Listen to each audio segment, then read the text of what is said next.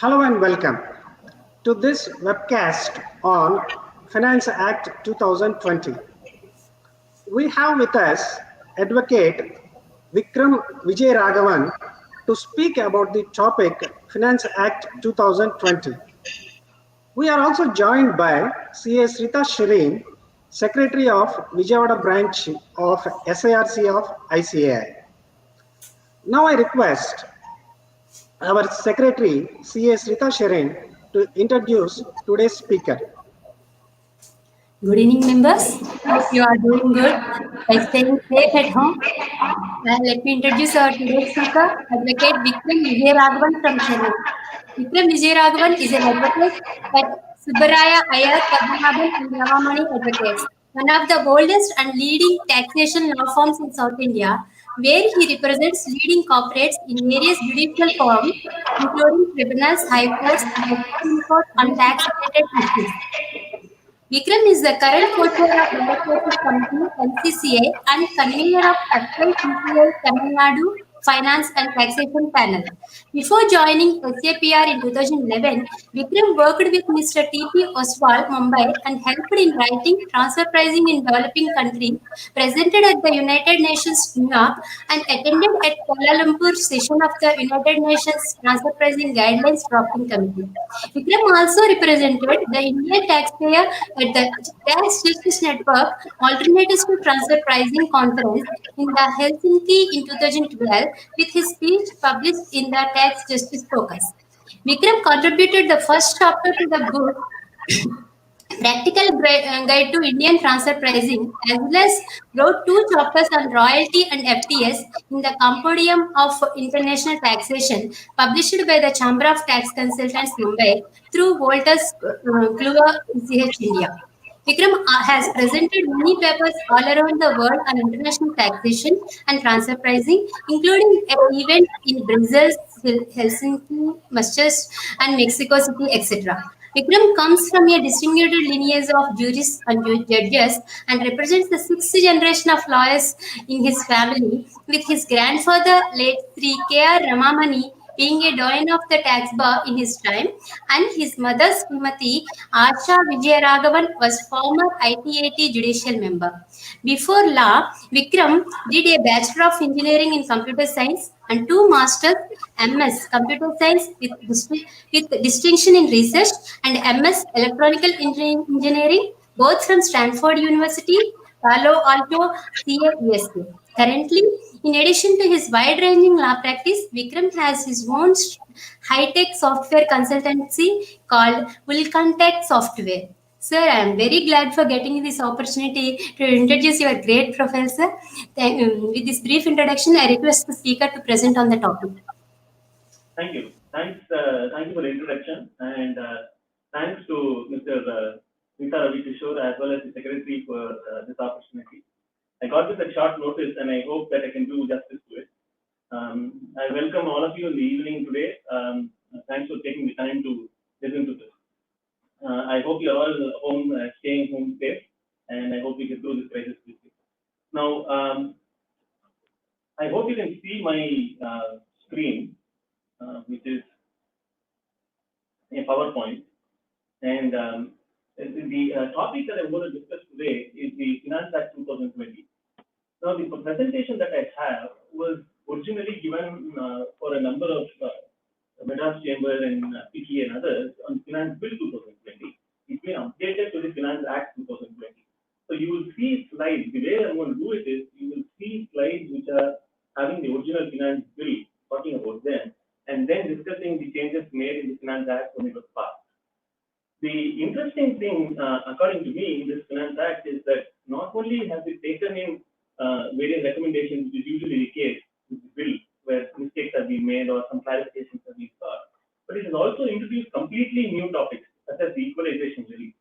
I find that very surprising, and I find it very disturbing in the sense that usually things which have to be discussed in the Finance Bill, and then go through a lot of process of discussion, even before that, in terms of public consultation and all that, and then introduced into the Act. But this Finance Act, for example, equalization levy, has come in out of the blue. Now, having said that, here's the topic of the agenda today. The Finance Act 2020 essentially split into all these subsections, which really form the, you can get these from the explanatory clause, like, explaining the finance bill itself. So I'm going to follow that order. There are almost 104 amendments in the original finance bill, and there are 154 in the Finance Act, 104 clauses. Now, this presentation covers all of them, but I don't have the time to go through all of them in detail. So what I'm going to do is skim through a few, but concentrate on the ones that have been amended by the Finance Act 2020 while passing. So I'm going to concentrate on the amendments made by the Finance Act to the Finance Bill, more than other changes which you probably already have heard many talks and many speakers with respect to Finance Bill. So this is the background of today's presentation, and let me go ahead. I believe there's going to be a Q&A session after the presentation. The presentation should take around an hour or so. I look forward to your questions. If you can't hear me or if there are any other issues, please feel free to send in comments. Having said that, let me start now.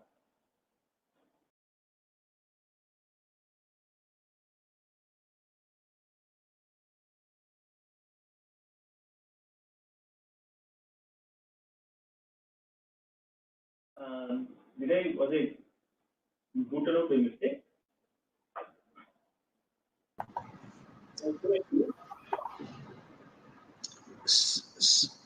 Sir, please carry on, sir. Okay. So let me start with the budget itself. It was a very long speech and there are so many amendments and clarifications have been introduced one after the other. Let's go ahead and dive right into the rates of income tax.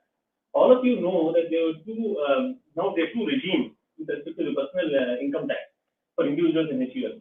One is a regime which is the old one, which has already always existed. And the other regime or the other method is going to be a new one where the personal tax rate seems to be lesser, but then you forego a number of deductions. In a sense, this is aimed at, according to me at least, if you look at it, this is aimed at a case where you really are not interested that much in savings, but you are more interested in hard cash so that you can buy your iPhone or your object. It's not clear how many people will actually opt for it if they have some kind of savings in terms of HRA and in terms of, for example, housing loan or LIC annuities to pay. The basic idea here is if you are going to undergo most of the exemptions, like 70 commonly used tax exemptions in selection, then you can go for a lower personal tax rate regime. I'm sure all of you have discussed this at length and seen where it is useful. In many cases, it is not very useful. Some of the examples that I can show are very simple examples. If you have an income of 22 lakhs and you take standard deductions which are, in terms of home loan or ETC or ETD, you are still better off in the old scheme than the new scheme. Even at small incomes of 9 lakh 75, if you take simple home loans or ETC or any kind of standard ETD, then you are much better off in the old scheme. So it does seem that the general aspect is that people who want cash on hand, which is little really, not by much, and are not bothered with saving are given this new scheme. Over a period of time, whether they will do away with the deductions and then move to the new scheme is something that needs to be seen. One of the interesting things that the Finance Act 2020 did, and I'd like to stress on that, as I said, throughout this presentation, I'd like to stress on the Finance Act 2020 amendment. The bill proposed that under the 115 BAC, individuals and HULs could exercise the option of a lower rate of tax, but of course with no other tax deductions available under 115 BAC. However, in case individuals and HULs with business income, once this option was exercised, they have to continue with the new regime for that year and all subsequent years. Now, the Finance Act 2020 amended it to mandate that in case of individuals who have income either from business or profession, once the option is exercised, so they have enlarged business to business or profession. So that's one small change that they have done with the Finance Act 2020. So let me move on. The next set of topics in the Finance Bill, and which has now been propagated to the Act, is for startups. The interesting thing with startups is they essentially rationalized it that 3 consecutive years out of 10 years, right? Now 3 consecutive years out of 7 years. This is similar to DPIIT, but one of the interesting problems that we see, and I think the startup community has raised, is that there is a dichotomy of wording in terms of what the startup registered under DPIIT versus the startup eligible for ATIAC. It might actually be better for them to say in ATIAC that all startups which are registered in DPIIT will be eligible for ATIAC. They have not done so. So if you look at it, the number of startups that are registered under the DPIIT department is much more than those that are eligible under 80IAC. But it looks like they are rationalizing the two norms together, and it will come at some point of time. Affordable housing was the next area that the finance bill tackled. There is no change as I see in the Finance Act. All that they did in the bill was move the sunset to 31st March 2021. This was a poor measure in as much as this is all that the bill did. It could have done much more with respect to the crisis that is happening in the real estate sector. One of the suggestions was to increase the affordable limit, and or to say you should do principal plus interest subventions and things like that. But nothing like that happened. All that happened was increase the sunset. The generation of electricity 15% regime, I'm sure all of you have discussed this. 115 GAB thankfully now includes generation of electricity as manufacturing, so that they can optional concession rate of 15% can be chosen by those industries. One of the industries which are really leading is the generation of electricity, and thankfully they can go now under the 15% regime. One of the interesting things the finance bill introduced was the sovereign wealth and offshore funds. It has not been discussed that much in the papers and in various other establishments. See, the idea here was that it used to be that the sovereign wealth and offshore funds were restricted to the, I think, the Abu Dhabi Investment Authority or something like that. Now it is that the sovereign wealth and offshore funds of the specified person is no longer restricted to the Abu Dhabi Investment Authority, but it can be of any sovereign wealth funds of other countries. The idea here is that people like Singapore, for example, has a sovereign wealth fund, and they will invest in the infrastructure facilities in India, and a lot of money will come in. And I think, especially, for example, in Andhra Pradesh or in adjoining regions, a lot of funds from the sovereign wealth fund, right, will flow in, and hopefully the 1023 FP, which is extending the exemption to the income of specified persons and expanding the definition of specified persons to sovereign wealth funds will help. Interestingly, not only have they expanded the sovereign wealth 1023 FP to include sovereign wealth fund in the finance bill, they also went ahead in the Finance Act to add foreign pension funds. So now, what does it mean? Foreign pension funds, which are created or established under the law of a foreign country, who are not liable to tax in that country and satisfy some conditions, will be now coming under specified persons who can be claiming exemption of any income, the nature of dividend, interest, or long-term capital gain arising from investment made in India in whatever form operating infrastructure under 1023 FP. The interesting thing is foreign pension funds have huge amounts of resources. In fact, in the US, for example, pension funds are one of the largest percentages of investments which are made. So these are pensions. The idea is to unlock a whole amount of foreign investment into the infrastructure industry. A small amendment has been made, but I think this will be significant in the longer run. This was done in the Finance Act 2020. The Finance Act 2020 also said, in all case of all eligible persons, the exemption is proposed to be extended to investments made during the above period in a business trust run by a infrastructure investment trust or a SEBI-regulated AIF. So the exempted income is now there are more avenues for you to invest. Moving on, in terms of tax incentives, one time for LC and LD, these are, I will just move on. These are just laundry list of items that were there. There was a TDS at 4% of interest payable, which was for listed on recognized stock exchange in any INC. The idea that there were some changes with respect to green capitalization in 94P, which we do not get into. We don't have the time for that here. One of the interesting things that the finance bill did was it tried to say that it will remove taxpayer difficulties and say that there's a 5% safe harbor, there's a 10% safe harbor with respect to essentially what is called the guideline value or the circle value. What usually happens in 50C, I'll take 50C's example, is that usually a sale is made at a particular value.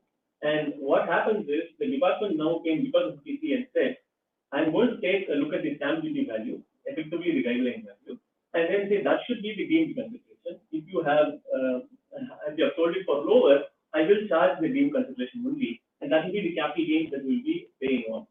Now the problem was always that the guideline value or the stamp duty value may not really match the market value.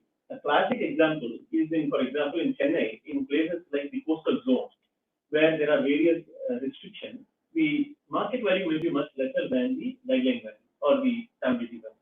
There have always been debates on this, and usually what you do is you refer it to a valuation officer. Most lawyers, as we know, and I have been cases in the High Court as well as the tribunals, where is the valuation officer reference mandatory? Is something that needs to be asked. There are a lot of issues there. But now there's essentially a safe harbor that it can be plus or minus 5% used to be the safe harbor to this value. Now it has been increased to 10%. That seems to be a useful thing with respect to some kind of leeway with respect to the guideline value or the stamp duty value.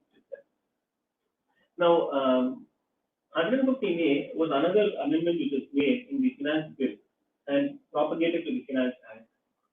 It is that non-residents are exempt from, originally in 115A5 said, non-residents are exempt from filing a return if their income consists only of certain dividend or interest income. That's been extended to cases where royalty or STS are there. So that's a good thing for non-residents. We've done a number of non-resident clients who basically have only royalty income or only STS, whether they need to file returns here or not. Now that is a relief for them.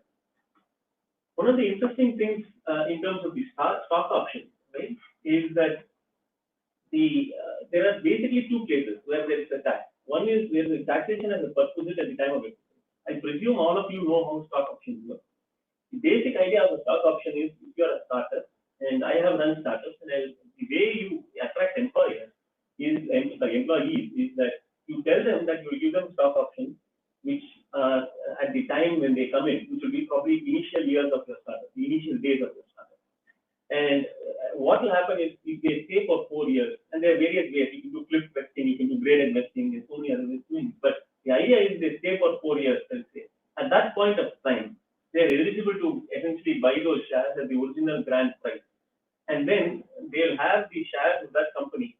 Now, if they exercise it, they'll have the shares of the company at much lower value. And when they sell, they hopefully will get if that company, if that startup is successful and sells, they'll hopefully get a windfall. For example, if they list, they may get multiple crores of rupees. This is the old story of startups that happen. The idea is there are two levels of taxation here. One is at the time of exercise, it's taxed as a perquisite, and then at the time of the sale, obviously, it's taxed again.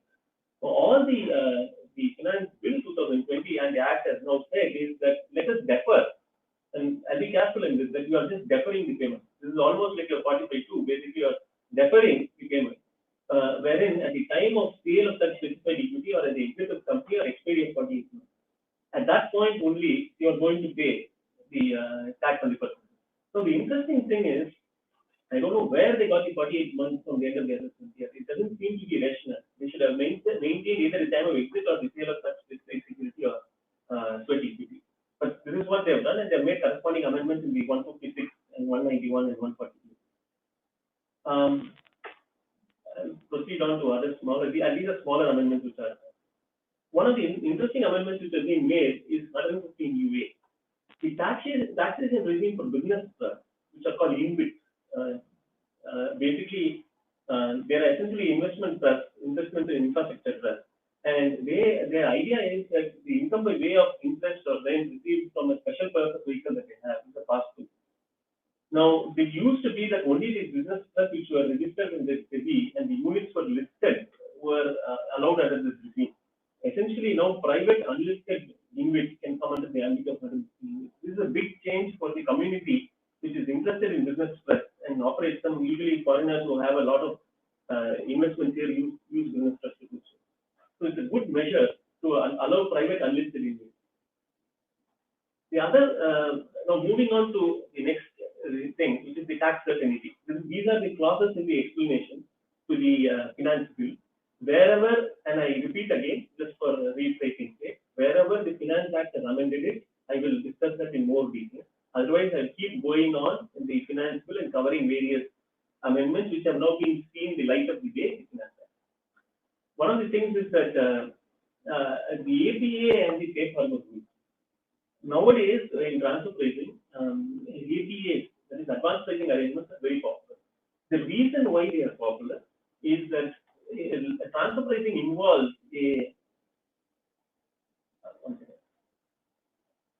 a lot of litigation, and the kind of litigation that you see is pretty high pitched, and it involves a lot of subjective analysis because of comparables, because of various other things. So many companies, foreign companies, especially who have branches here or have subsidiaries here, MNCs, they prefer to negotiate an APA or an advanced pricing arrangement, wherein essentially they are telling the government, this is a transaction, let us come up with the method, let us come up with the percentage, let us come up and then fix it.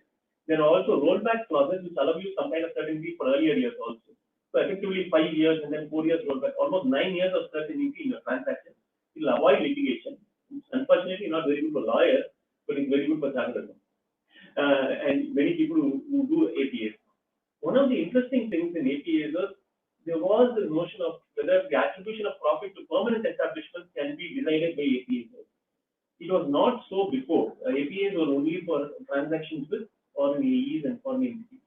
Now, the attribution of profits to PEs have also been brought under the APA regime as well as safe harbor.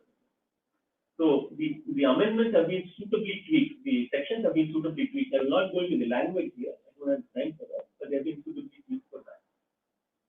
Next, let's move on to the other case, 194J. 194J, the interesting thing is, in many cases, what happens is people will press at 194C and then say there will be short reduction. And the department will be saying there's a short reduction and we will disallow under 40A. I have myself won many cases in the tribunal wherein we say under 40AI or 40AIA, short reduction cannot apply because it says no amount which is deducted. So a short reduction is not a disallowable. I think the government basically said fine, let's go ahead and change the 10% to 2% with respect to 184A. Interestingly, it is said other than professional services, which means people like lawyers, etc., still it is at 10%. I guess they feel that we have too much cash flow, and so let's see at 10% be better. But 184J has been now changed to rationalize it to 2%, to reduce it to 2%. This is a very interesting section, 194O. This is a very deeply disturbing section from a technology perspective. My background was in technology, and then I did that. 194O really introduces the idea that the government wants to tax online transactions in some form or the other. And today's heroes and I guess the future also is on Amazon, Flipkart, and various online entities where people gravitate towards more online transactions than doing offline. So the question is, how do we get money properly under the TDS scheme from these online entities is what the government has been pondering. A lot of OECD ponders the same thing in their best plans, etc. But anyway, I'll come to that later. But here, what they've done is 184O essentially says, I will read this slowly, TDS to be paid by the e-commerce operator for sales facilitated through its digital and electronic facility or platform. Now, the e-commerce operator is the person who is like a Flipkart or Amazon, and the e-commerce participant is the one who is actually doing the selling. So, e-commerce participant is the person who is a seller, like say Dreams, Decathlon services or something like that, right? Who is actually selling using Flipkart or Amazon.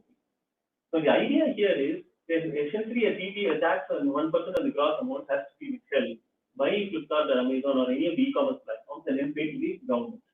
So there are obvious logistic problems here. One of the problems here are clearly, for example, cash on delivery. What happens to those, right? The other thing is, what about the cases where e-commerce participant is not able to provide a PAN, then you have to do it at 5%. There's been a lot of pushback from these e-commerce operators, namely Amazon and Flipkart, saying that, look, a lot of things are cash on delivery. There are operational issues on that, and why do you want to do it this way, right? The first amendment is this, and I have not included that proviso specifically here. The first problem in this case is not just this 194O. There is a proviso in 194O. Essentially, it says there is a deeming fiction that the e-commerce operator, even though is not directly involved, essentially there is a deeming fiction of if he facilitates the sale through the platform, then he is considered to be the person who has to vote. Now, there are a lot of problems with this deeming case, and we can discuss this in the Q&A. But having a deeming fiction essentially posits that even transactions in which they are not participants of in some form or the other, for example, just a discovery service. Let me give you an example. Plus, assuming I have a discovery service where I want to find the list of like Just Diet, right? I have a list of places, and the top ones which pay money are recommended on top. Now, people who transact with that, am I deemed is the e-commerce platform deemed to be facilitating? The notion of facilitation is not defined, and so I think this will lead to litigation and lead to various other problems. This whole thing logistically also is a nightmare for the e-commerce operators. But I think the general consensus is that there's so much online transactions that this is the way to go to get money from to the government from e-commerce operators under the TDS regime. This is the equalization levy, the next topic. Now, I'm really surprised that the Finance Bill did not discuss equalization levy. The Finance Act 2020 introduced the equalization levy. This is pretty amazing because the fact is this is a substantive change. People might say it is just an extension of the 2016, but it's more than that. We'll go into it. The notion of equalization levy itself is very suspect, according to me, in terms of the rules of international taxation. Let me take a step back and talk about what equalization levy is. The idea of equalization levy was basically that we go ahead. The basic problem with international taxation is this: everybody wants a piece of the taxation pie. In a lot of cases, the users are in India, the services are provided abroad. Right? India does not get any share of the tax system because when the money is paid, it usually ends up as business income there. There's really no PE here for that foreign entity, and so there is no attribution of money to the PE here for it to be taxable. This is a fundamental problem. Taking a step back, this is a fundamental problem. Now, I'll give you a simple example. Let's take let's take ESPN cricket. I know a lot of people watch matches on ESPN. So let's take an example that they are serving content from an Ireland server. Right? In fact, it gets more complicated.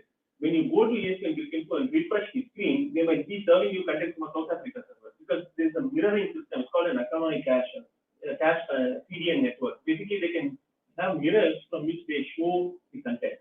Now, all of this is from abroad. You are the main users of the cricket matches, following the cricket matches, even subscribing. Let's say you pay for it, is from India, right? Most of the users in cricket, let's say the Indian World Cup, will be from India. But there is no PE for those. Let's assume for that ESPN or any of those companies in India. What happens there? In general, the movement has been the notion of user base and the notion of user for a particular entity has to be taxed. This is also the idea of significant economic. In fact, the OECD Web Action Plan 1 discusses various methods, 1, 2, 3. In fact, this is 3 methods. Notion is virtual PE, which will essentially be a person, really what is significant economic presence tries to do. The other idea is the equalization levy, and there are a couple of other ideas. India, as usual, went ahead very quickly and implemented the equalization levy. They are implementing the significant economic presence also. Hopefully, with that, this equalization levy will end up die down. But the idea here is the equalization levy is completely separate. If you look at the DTA, it will not be taxable because there is no PE here. So essentially, the equalization levy says for online advertising services, if I am paying consideration to these non-residents, I will pay extra 6%. Was the idea to the government. His main attack was on Google and Facebook for their advertising service. That was the idea. Now they have expanded that idea to say that the e-commerce will now be extended to an e-commerce operator or e-commerce supply and services undertaken on or after April 1st, 2020. An e-commerce operator has been defined to mean a non-resident who owns, operates, or manages digital or electronic facility or platform for online sale of goods or online provision of services. So, e-commerce supply and service has been defined to mean online sale of goods owned by the e-commerce operator or online provision of services provided by the e-commerce operator or online sale of goods facilitated by e-commerce operator, any combination of the above.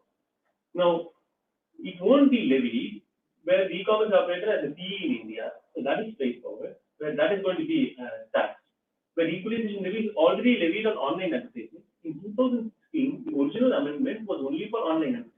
Again, I repeat, the original equalization levy was if I am from India and paying these foreign companies for advertising services like Google or Facebook, then there is an additional 6%, which according to the government was diverged from the income tax act effectively. A separate equalization levy was introduced in respect to whatever the DTA says, whatever it is, etc.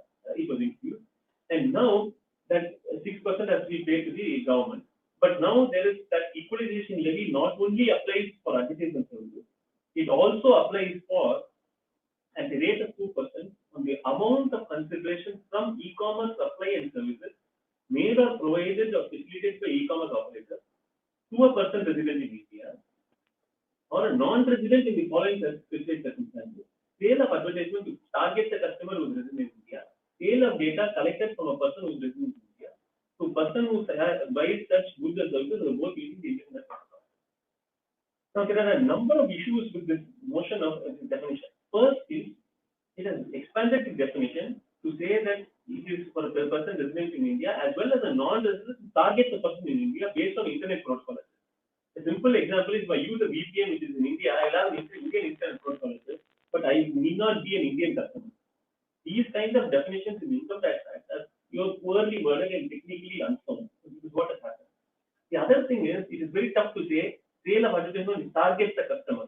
In many cases, there will be indirect targeting of the customer. There are a number of such issues here. I believe that this will be challenged in courts also.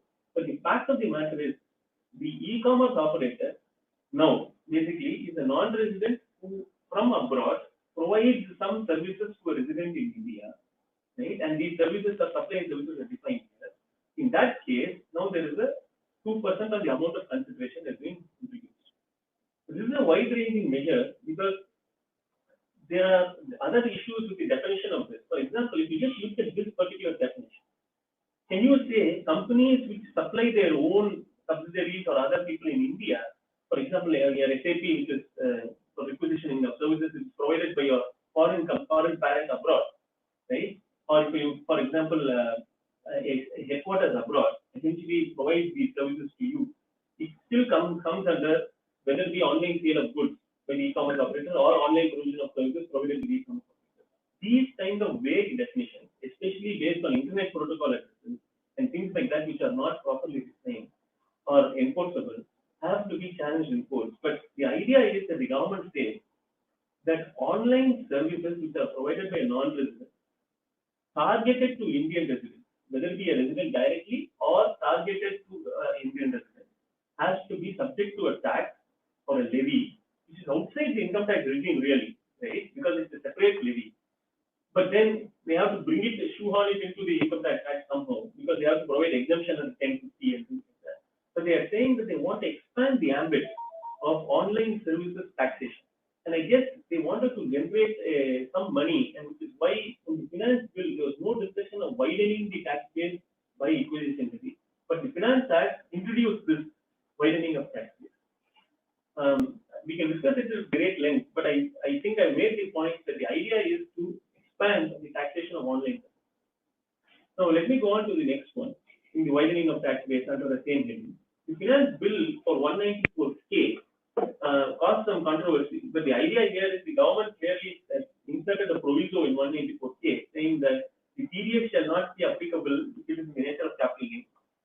And so this was a query which was raised by the public, and I think that has been answered or clarified now. Interestingly, 194N. This is another section where amendments have been made in the Act, but not discussed at all in the Finance Bill 2020. The amendments are not very significant in as much as 194N was for withholding of tax at the rate of 2% on the withdrawal of cash exceeding a 1 crore aggregate from a bank or a cooperative bank or a post office. Now they have made some small modifications there, saying that in the case of person who has not filed a return, it will be 2% if you exceed 20 lakhs, 5% if you exceed 1 crore. And the other thing that they have said is they empower the central government to notify some specified person. So this is basically widening of the tax base using 194N.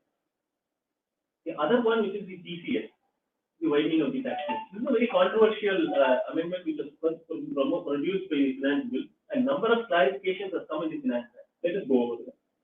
The first thing they said was tax collected at source, right? And for all of you, you know TCS, but I will just define it.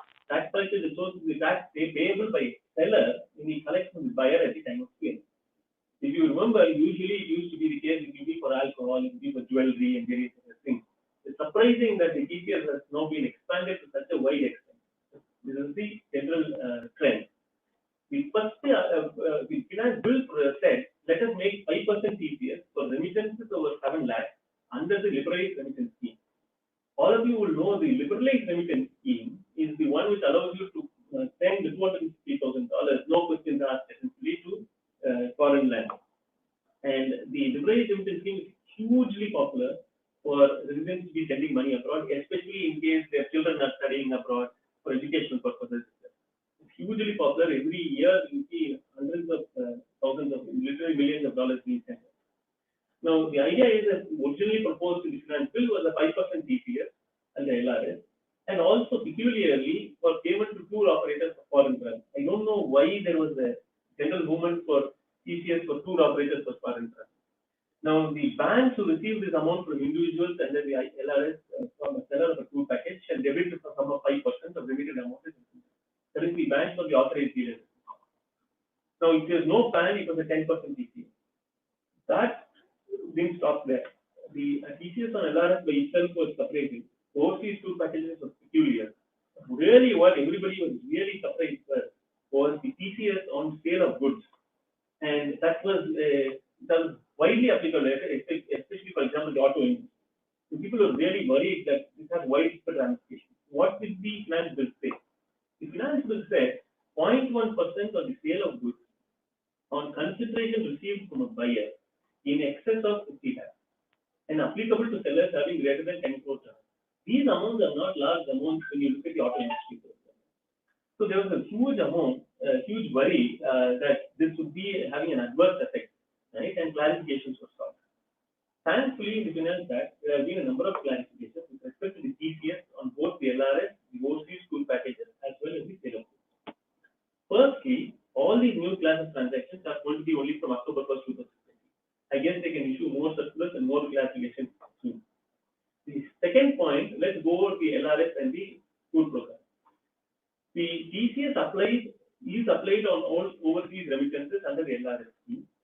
However, if the remittance is not for an overseas tour program, there is a threshold limit of, if it's below 0.7 million, I guess that is 7 lakhs, right? There is no TCS. The TCS on overseas remittance will be on amount only in excess of the 0.7 million, other than the tour package. The authorized dealers will not be required to collect the tax source on the amount on which it is being taxed. So I guess that's a relief. In the case of a remittance under LRS scheme, over 7 lakhs, out of a loan obtained from specified financial institution for any education, this is a common thing for LRS, use of LRS, the rate of TCS is 0.5.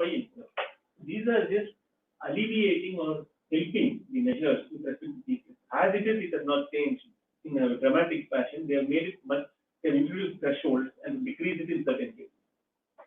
With respect to sale of goods, thankfully, there has been a clarity that the TCS provision will not apply in case of export. Also, the definition of buyer has been amended to exclude persons importing goods into India. So, it is also being clarified that the TCS provision will not be applicable where a buyer is liable to deduct tax source in respect to the goods purchased. It already is liable to deduct tax source, this does not apply. Now, there has been so much feedback from the industry that they have also introduced a specific provision. The CBDT will deal with the issue and issue guidelines, which we expect this will happen before October 1st, 2020, which is why they postponed the date. Again, I repeat this, that the TCS provisions will not apply in the case of export sales, and the definition of buyer has been amended to exclude persons importing goods. The next one is the rationalization provision. This scene is the first scene of Superstar Rashmika Henry, so it is included. Now, the key thing here is this is too technical and, in a sense, specific to go into. But the idea of a multilateral instrument is that, suppose, just imagine in the OECD, basically got everybody together in Zoom. And they basically said, let us amend all the tax treaties together, so much so that at one point we can flip the switch and make sure that there is no tax treaty abuse. Always tax treaty abuse has happened when there are differing tax treaties in various places, and then you choose the treaty like a Mauritius treaty where the capital gains is not there in Mauritius to do tax planning. The idea of a multilateral instrument is not to amend the tax treaty itself, but to agree to a set of principles which will avoid tax abuse, and everybody will agree to it, and all those who agree to it will sign this multilateral instrument, and then they will be enforced. So you don't need to change the individual treaties, you just need to agree to this multilateral instrument. So it's a little complicated, but the idea of implementing tax treaty measures in a synchronized and efficient manner, and as you can imagine, India jumped the gun and immediately inserted it into 19(1)(b). The interesting thing is the litigation which will surround it. And I don't want to go into too much detail here, but there is a dichotomy between 91A2 and 91B. So existing treaties which are not covered by MLI, would they need to be examined? What about tax relief articles which were under the scheme of Azadi Bachao Andolan? And for example, if you have sale of Indian shares to non-resident buyers under India and Netherlands, which is a relief under 91A, would it be considered a double tax avoidance under 91B? So essentially, if you do some kind of treaty planning or some kind of relief under the treaty, can the MLI be invoked and said, no, it is a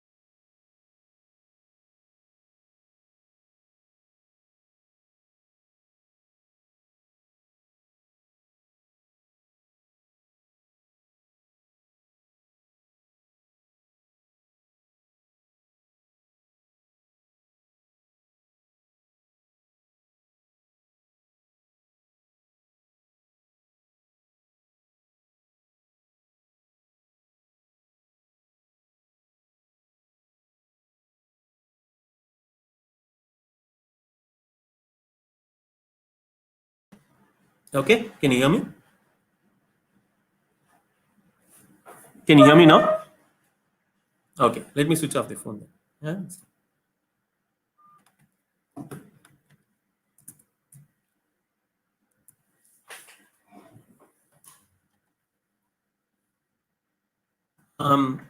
So let me continue. I don't know where my mic got switched off, but the idea was I was talking about the MLI, and the idea of the MLI was the multilateral instrument which India has signed on to avoid the tax abuse.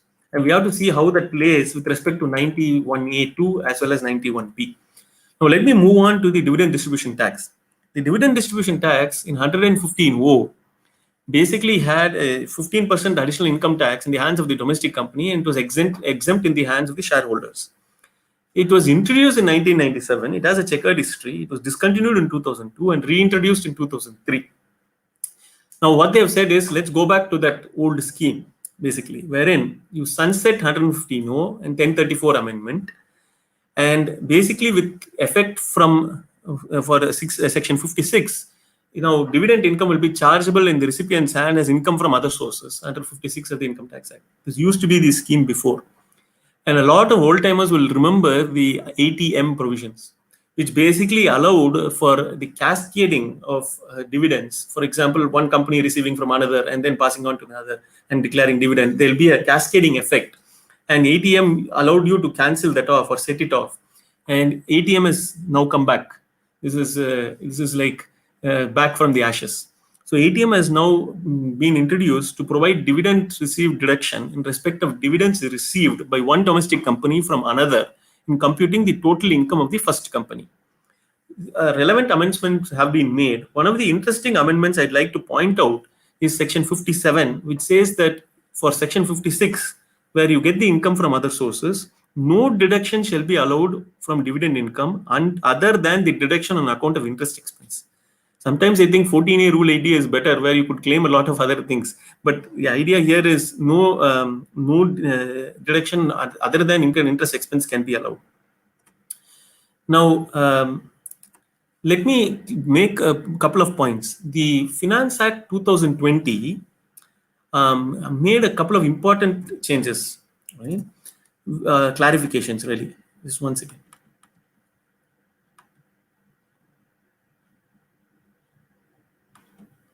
The first one was that it clarified that the dividends received by shareholders on or after 1st April 2020, on which tax has been paid under 115 or 115 PPDA, shall be exempt in the hands of the shareholder. Essentially, they're saying what has happened before April 1st, 2020, a declaration might be happened and a tax has been paid on it, that would still fall under the old regime. This is a clarification.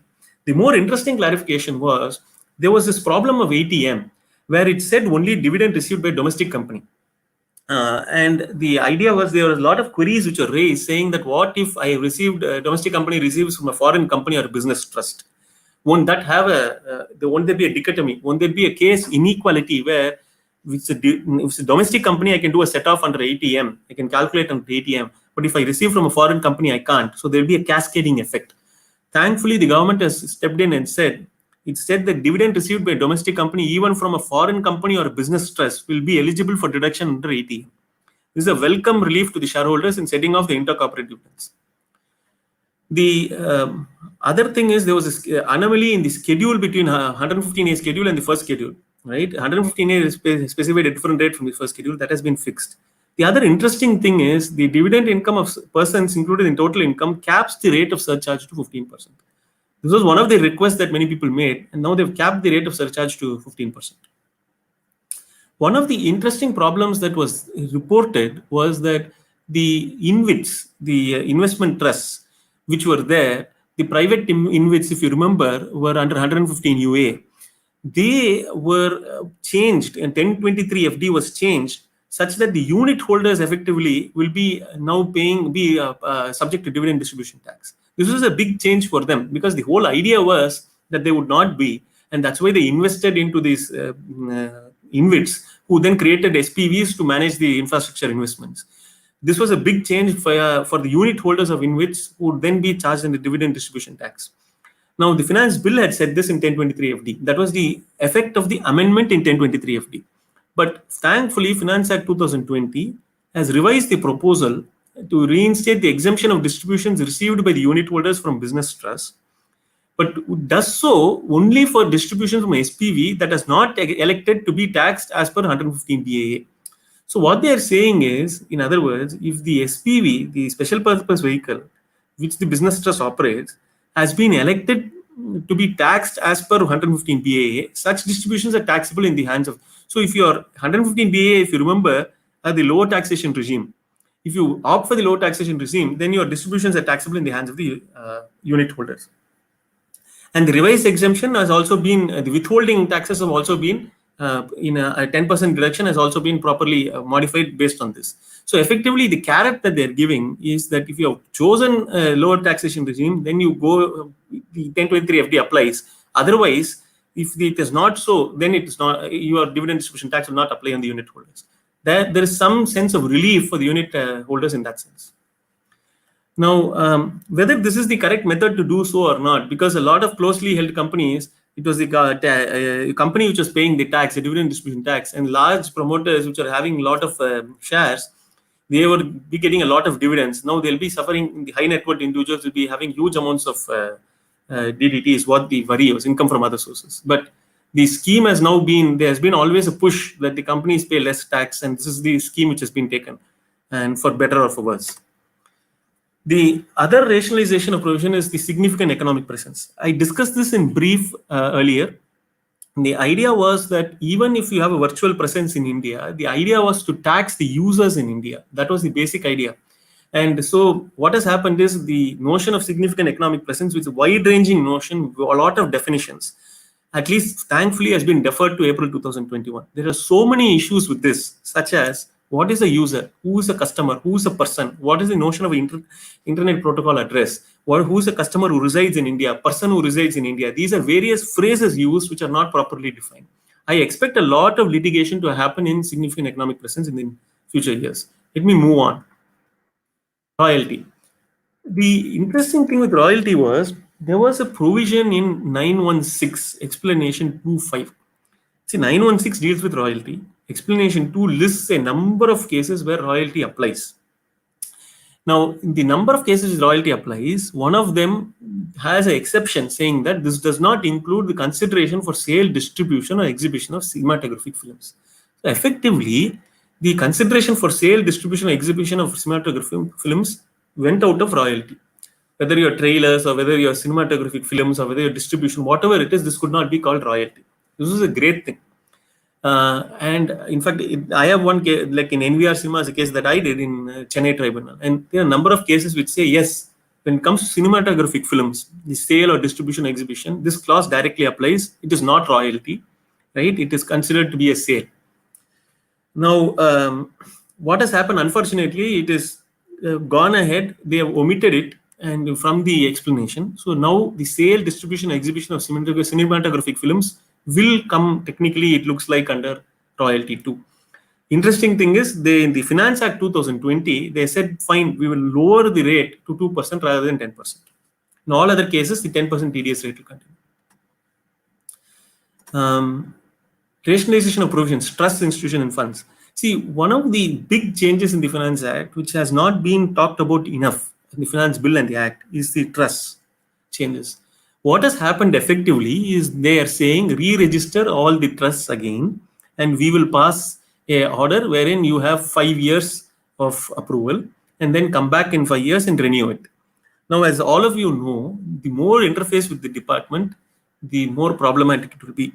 It looks like every 5 years, we now have to go to the department and basically renew it. They promise two things. One is the initial registration of existing trusts will be easy, will be smooth, and order will be passed in 3 months, and there will be no issues whatsoever. But I don't know how that will apply and how it will go into play. So I think from 1st June onwards, we will see all the trusts, various trusts from 1970s onwards, old trusts, all of them essentially have to come under this ambit, re-register effectively, and every 5 years after that will be. We have to see how the initial registration of existing trusts are, and then post with the 5 years, every 5 years how it is. In a lot of cases, with respect to income tax, the issue never is in the law. The issue is in the implementation of the law. The implementation of the law is the devil in the details. For example, classic example is cases which are like Chapter 6 deductions, or like your 80IA, 80IB, where the law has been passed and then specific words are taken by the department and very strictly interpreted, and then the whole thing gallops into litigation and issues. It kind of defeats the purpose of the exemptions themselves. The hope is with trusts, it doesn't mean that every 5 years we are going to have issues with the department and then litigation on it, etc. I don't have much hope about it, but let's see. Now, what about new trusts? The new trusts which are now to be created, they have to, first time fresh applicants will be given a provisional registration of 3 years with no questions asked, and even if the activities are not started. And then they have to apply for a full registration, that is the 5-year approval, 6 months before the expiry of the provisional registration or within 6 months of start of activity, whichever is earlier. So the idea here is for new trusts, it's the provisional registration. For existing ones, they can quickly get a 5-year registration. But in all cases, you have to keep going back to the department, and hopefully it will be a very little interface with them. Now the question is, what about 1023C? This applies for both 12AA as well as 1023C institutions. Now, the thing here is, it says PCIT will make the necessary inquiries and pass orders. One wonders what the inquiries will be and what the issues will be which will arise because of that. Now, there was a notion of a simultaneous registration under 12AA and 1023C, which is not possible anymore. The Finance Bill said that the option is to choose either one. And the due date for ITR filing for such institutions has been gone from 3rd to 31st October from 30th September.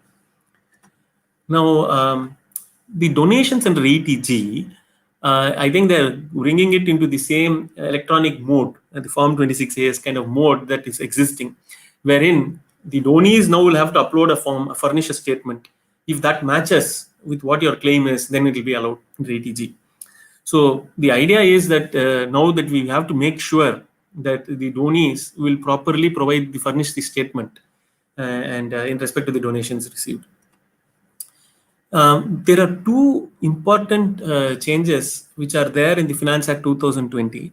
First is 1023C has now been amended to clarify that voluntary contributions received by such entity with a specific direction they will form part of the corpus shall not be included in incomes of such entity. This is a good clarification.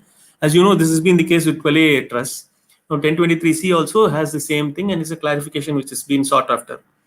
But the more interesting thing and the more troubling thing is there's a provision in the Finance Act 2020 which was not there in the Finance Bill 2020 as far as I can see, wherein in currently 11, I think this is 11.3D if I remember right. The idea is a voluntary contribution made by a trust to another registered trust is not treated as application income if such contribution is made with a specific direction. They shall form part of corpus of the donee.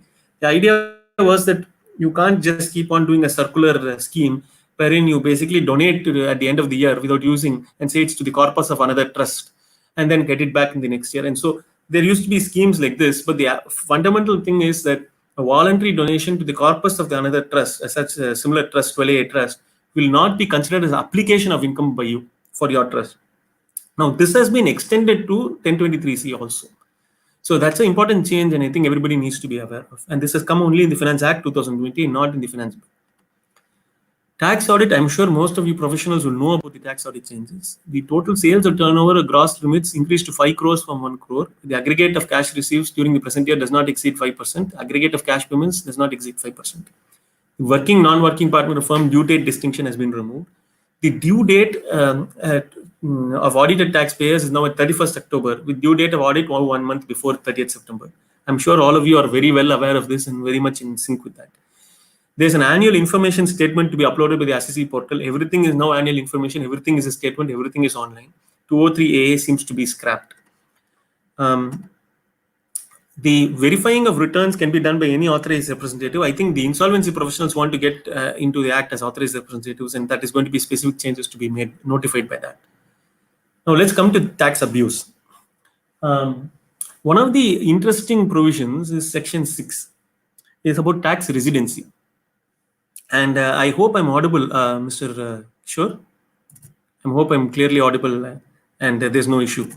Because this is a very important provision I wanted to discuss. Originally, the idea was Section 6.1 is as follows. And this is how it is in the Finance Bill.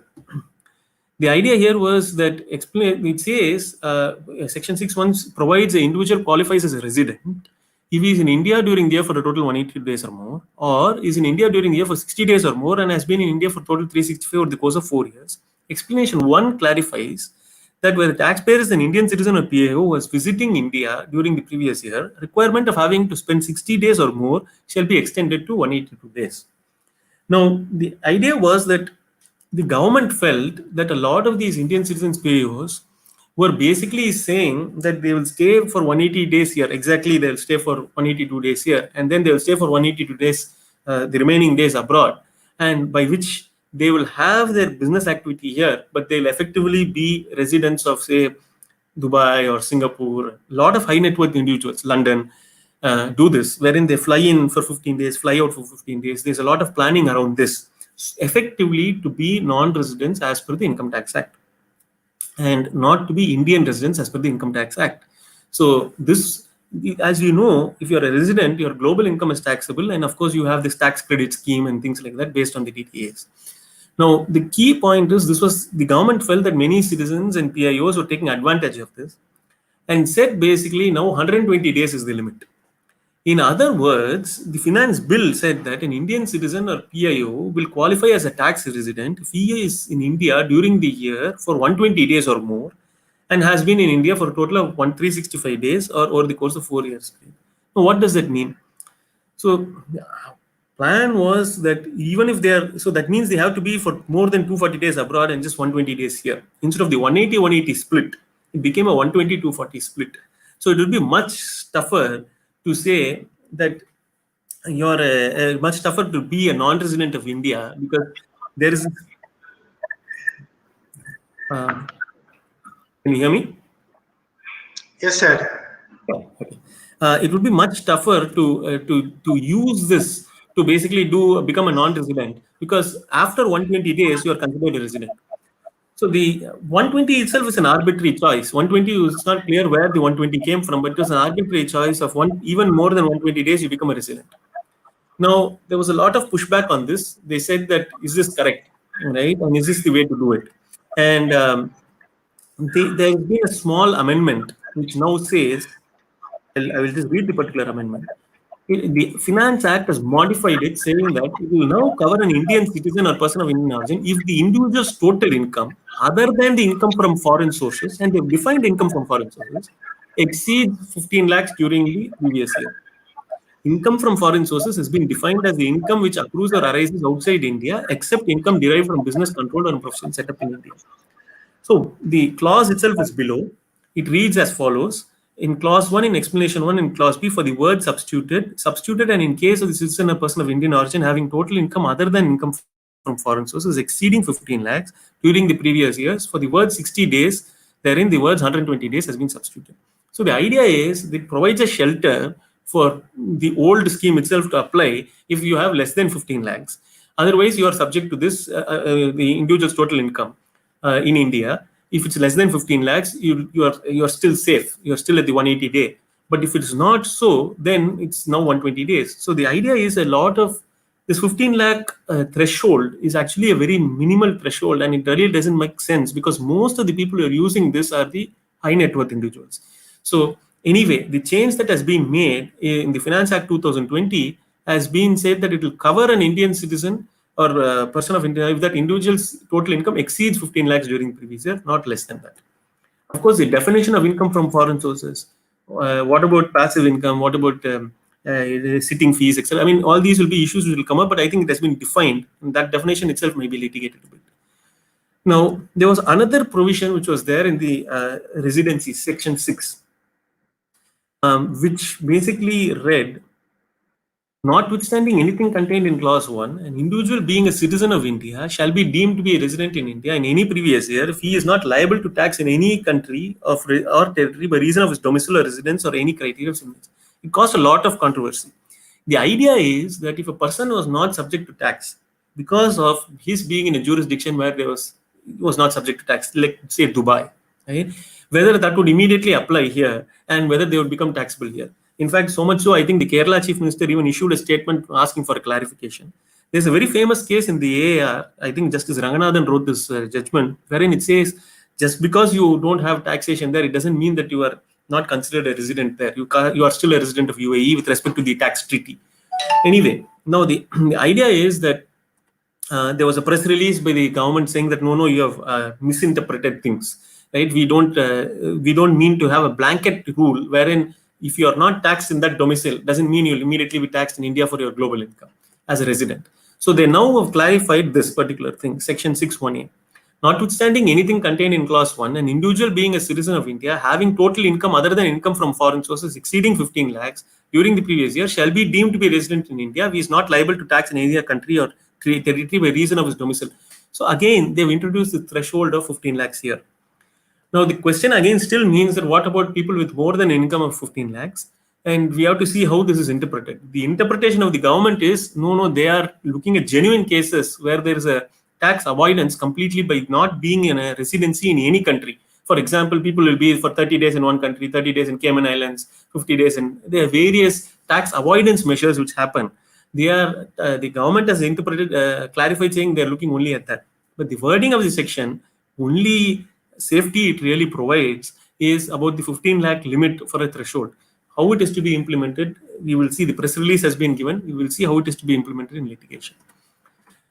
Now, the interesting thing is the resident but not ordinarily resident test was changed in the finance bill. The proposal was made in the finance bill to say that the 729-day test was there before. They made it very simple, saying 7 out of the 10 years preceding the relevant year, right? And it was a very simplistic definition of RNOR. It was streamlined. Now, the Finance Act kind of rolled back the provision. The existing dual conditions in the Act for individual to qualify to be a not ordinary resident are retained. This is a reversion to the earlier thresholds. However, they did add 2 particular additions to the definition under an OR clause. In OR clause, one was an Indian citizen person of Indian origin with total income foreign sources exceeding 15 lakhs who has been in India for 120 days or less than 182 days. It is that period between 120 and 182 that will be considered a RNOR, which is, if you remember, we saw the corresponding change there. And then Indian citizen deemed to be a resident other than income from foreign sources. This is the other change under 6(1)(a). So the changes made to 6.1 as well as 6.1a, the corresponding definitions have been added to the RNOR category. So effectively, those people will come under the RNOR category if it so happens that they fall under this category of 6.1 or 6.1a. So the RNOR definition has come back to its original form with a couple of new additions, being these people who have exceeding 15 lakhs income from India and who have been in India for 120 days or but less than 182 days. Moving on, so with tax abuse, the definition of work was expanded. In fact, a lot of you might remember there was a lot of litigation on explanation 4, which basically said, clause E, which basically said, if I manufacture or supply a product according to a requirement from a customer, by using material purchased from such a customer, right, then it original thing did not include manufacturing or supplying a product according to requirement, but using material purchased from a person other than the customer. So I'll give you an explanation what happened here. I have the specification from a customer, but the material from someone else I purchase. It used to be usually arranged that way, that I have the specification from the customer, but the person who's supplying the material would be from another person. Then it would not come under the definition of work under 194C 4E. That has now been changed very clearly so that you will come under the ambit of whoever, whether you get it from the person or an associated person, it will still come under the work definition. So a lot of litigation, Silver Oak, Reebok, East India, etc., has now been changed because of this definition. The penalty for fake invoices, they are now doing a double whammy. It is both the GST, which is going to attack you in the GST scheme, as well as fraudulent ITC scheme claims under Income Tax Act are also going to be looked at and penalty to be levied.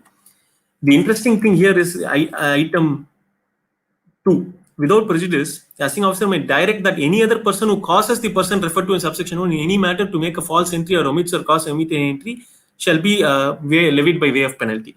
So this is pretty wide-ranging as a penalty clause itself.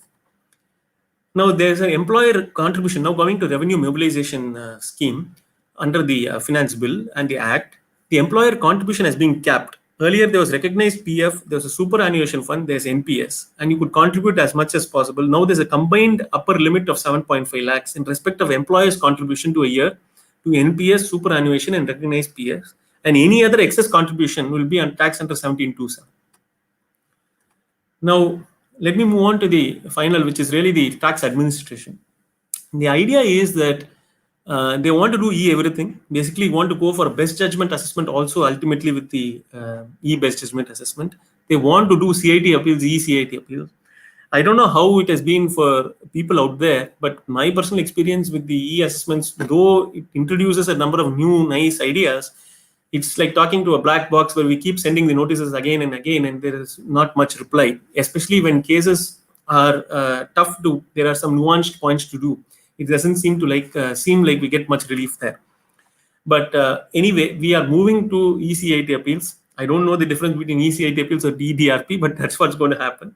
But anyway, ECIT appeals is coming, and even penalties are coming. The DRP definition itself earlier was a foreign company. Now it's any non-resident not being a company or a foreign company. Essentially, it expands the scope of a the scope for DRP. Also, it used to be the case where DRP basically said that I will not make changes because where what the AO has proposed is not in income or loss, it's not prejudicial to the SC. All that has been done away with, and that definition has also been expanded. One interesting measure is the tribunal stay. I think this should be challenged for the reasons that this is like your stat on various other indirect tax, where you essentially pay a percentage and then you are granted a stay.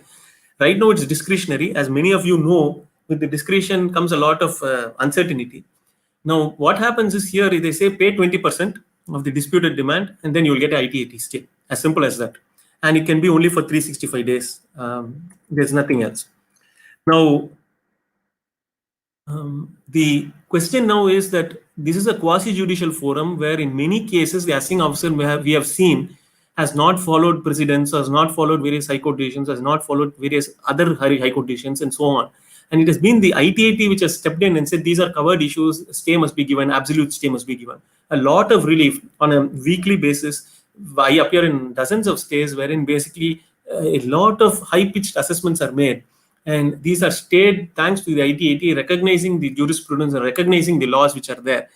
Unfortunately, now you're going to say a blanket payment of 20% for these kind of stays. This is not a good move, and I feel questions of law, which can be answered by the tribunal, should not be subject to a blanket payment of 20%. Let's see where this litigation or challenge goes on that.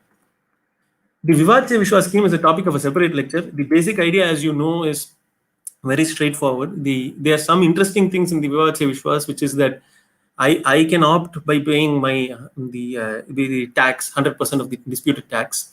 I can also say, if it is the department, I can say 50%. It also allowed, even though it does not allow on an issue by issue basis, only on the appeal basis, it also allows in a given appeal issues which are covered in my favor in a higher forum. 50% can be paid on that. These are significant amendments which have been made by Vivad Se Vishwas. It also allows DRP proceedings to come under Vivad Se Vishwas. It also allows search proceedings up to 5 crores per year to come under Vivad Se Vishwas. A number of amendments has been made, and I think that's the topic of a separate amendment.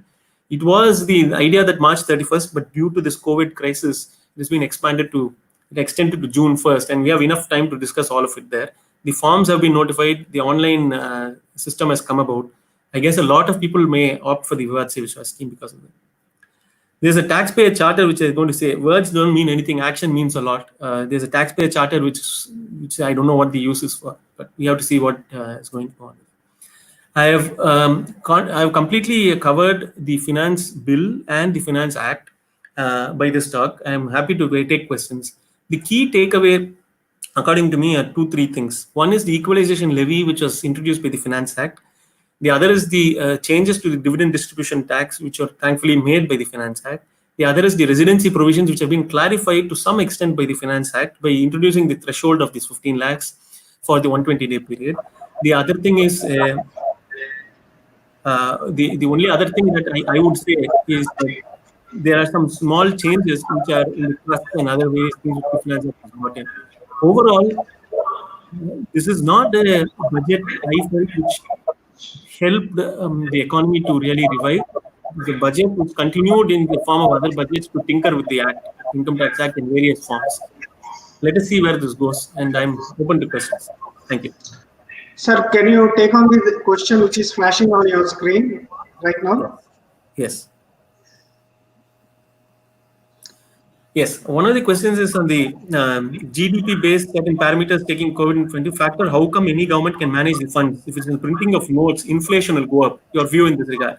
Yeah, absolutely right. I think the biggest problem the government faces now is funds, because there's a huge crisis with respect to the economy itself sinking based on the COVID thing. See, there has never been in the history of India, I think, such a time when the entire economy has just been on suspension mode.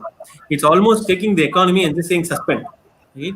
And so every factor which was contributing money into the government in terms of taxes, indirect taxes or taxes otherwise, has now been suspended. And there's been a huge hit. And the inflation will go up. But I think what the government will do, to be frank, is this. I think this is the time to make physical deficit is not important now. The percentages which we have always looked at, which is 3%, 2%, there's a band, etc. What the government needs to do is to kickstart spending, do a lot of measures for SMEs, and for that, they need money. And how they are going to get money is exactly how this equalization levy and various other e-commerce schemes and things like that. And they are going to tax more in various ways. The other option, other than taxing, is to float bonds as they usually do in various schemes, infrastructure bonds, capital bonds, various things. I also think they will allow a lot of other foreign investments, like the foreign pension fund, to raise money. And the final one would be the printing of notes. But yes, there is this fear that they have to manage this inflation, but try to generate as much money as possible through various other taxes and schemes and investments, and really kickstart the economy, which has now kind of died and suspended. It's a valid point. That's the worry. And the next one flashing on your screen, sir. The economy, the government is going to do more. It's a very good question. It's a very good question. The question here is basically that the new tax structure, the government is not encouraging thrift, and we are rather moving to spending instead of saving. I 100% agree with that. In fact, I'm very surprised by the new personal taxation regime. Really, according to me, and not to be very harsh, according to me, the new regime effectively will give you 30,000 rupees or 50,000 rupees or whatever savings it is. Whatever money more in your hands, just so that you can buy an iPhone or a car or something like that. Really, it is not on the long-term savings, which has always been a big thing. For example, the 1.5 lakhs, whether it be the LIC schemes which people invest in, at the end of the year, people always put money into these various schemes. Okay? The mutual fund schemes which are there, the PF schemes which are there. All of that, it's surprising that the government says that let's not go there. But it also is that the finance minister made this very clear. The finance minister basically said, we'll put money in your hands. It's your wish what you do with it. I think that's the movement of this government, that they are saying you do whatever you want with the money. If you want to save it, you save it in some other form. If you don't want, you spend it. I think it's surprising. So the next one is with regard to trust. Correct. With the trusts running previously without 12A registration can now register provisionally. Can we get automatic? Yes. So for people without 12A, for the first part of the question, people without 12A registration, if you are now opting for it, you are a first-time registrant according to that thing, and you will get a provisional registration for 3 years, and you have to prove that your activities are in line with the objects and things like that. But the whether you can get it automatically, let me put it this way. They basically said the provisional registration is automatic and you'll be no questions asked. The questions will be asked when you are applying for your formal registration of 5 years. In fact, if you are already running, you can go ahead and apply for that formal registration pretty immediately because the fact is it says that you can take it for 3 years or start of activities, whichever is earlier. So given your question says your trust is already running, so I would say that you can immediately get the provisional registration, make sure your activities are in compliance of all the objects and are genuine, and then immediately apply for your formal registration. Yes, the provisional registration is permanent. Formal registration, is immediate. Formal registration, let's see what the department says. Sir, the next question from me actually is 44AB. Now Yes. the provision says that the time gap between the filing of a tax audit report and filing of the return is 1 month. Yes. Now, until last year, what we were doing is the filing of the return date and the tax audit date generally in our Yes. offices one and the same. Yes. On the same day, we will be uploading the tax audit report. On the same day, we will be uploading the return of income. Correct. Correct. Now, does the amendment require that the gap between the return of income date and the tax audit report date is 1 month? No, the amendment says that it doesn't require in that sense. It says that the tax audit report will be in September, let's say end of September, and the return should be filed by end of October, right? It gives this 1 month period gap, right? But I don't think that it is a thing that you can't file both, right? The gap here is which specifies is this 1 month period. But yes, it is a 1 month earlier. They are saying that the audit report should be filed, but I don't think that is a mandatory in as much as you can file the return too. Right? The last date has become 31st October. That's all it is. Sir, the memorandum explaining says that the reason is the returns need to be auto-populated based upon the content of the audit report. Correct. So I think what will happen, your point is valid. I think what will happen is you will not see the returns to be auto-populated before. That's what will happen. And that is an implementation issue which we have to check, right? What they are moving towards is that they are forcing you to do the audit report. They are going to auto-populate various things in the return, right? Yeah. And then allow you to do it. And what you will see practically is that those auto-population as subject to verification happens much later. And so this 1 month window is given for them rather than for us, really, right? So yes. Though we can file it, they will not allow us to do so. The next question also relates to trust, sir, which is flashing on your screen. Yes. See, the thing is, if you have run the trust for last 7 years without 12A registration, the position now is that you can still run it without 12A registration. There's nothing particularly saying that you have to be a charitable trust. I mean, if you want to be a charitable trust, then you have to provisionally apply for registration now, right? And you will immediately be granted provisional registration, and then you can apply for a permanent registration or what is called a regular registration at any point of time once you start your activities or 3 years. So if you are running the trust for the last 7 years without 12A, if you want to continue to do so, you may do so. But if you want 12A, you have to register. The next question is also on trust, sir. Yes. How this 5-year period will be counted? I think it specifies that when there is a date of application for your registration, re-registration. From that point of time, it will be that 5 years. There is a specification. That's also, for example, June 1st, 2020, I believe they are going to start taking registrations of existing trusts, unless they are going to change the date. In that case, suppose you apply in July or so, the period of time will be taken from which is as specified in the Act. Yes, it will be from them. So from this year onwards, it will be 5 years. Thank you very much, sir. That's all the questions we have right now. Okay. On behalf of Vijayawada branch of SIRC of ICA and also on behalf of our managing committee, we thank you for your great presentation and also for answering all the questions. And I also thank our secretary for joining this telecast. Thank you very much, sir. Thank you. My pleasure.